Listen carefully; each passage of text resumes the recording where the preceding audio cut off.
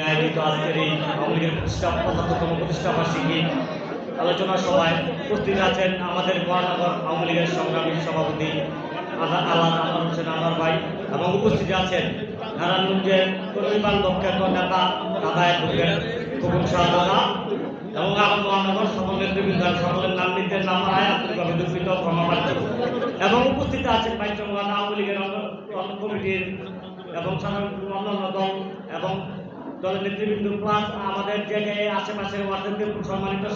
আওয়ামী লীগের অন্যান্য ওয়ার্ডের সভাপতি সাধারণ সম্পাদক যারা ছিলেন সবাই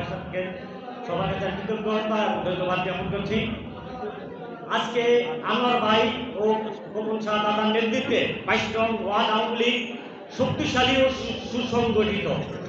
ভবিষ্যতে আরো শক্তিশালী হবে ইনশাআল্লাহ। আমি এতটুকু আজকে আমাদের সভাপতি প্রধান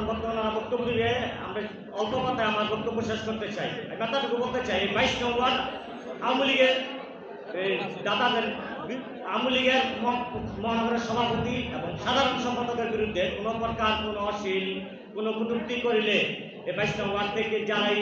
ওই নদী পার হইয়া আইসাইন বড় নেতা আছেন 22 নং ওয়ার্ডের মাটিতে কখনো ভুলেও কল্পনা করবেন না এখানে আইসা কোনো প্রকার অশ্লীল কথাবার্তা বা কটূক্তি করবেন আমাদের নেতাকে নিয়ে। যদি কেউ এরকম কোনো কর্মকাণ্ড করতে চান, দলের ভিত্তি বিভাজন সৃষ্টি করতে চান, তাহলে আমরা কথা তার জবাব দিব। জয় বাংলা, জয় বঙ্গবন্ধু, এগুলো আমরা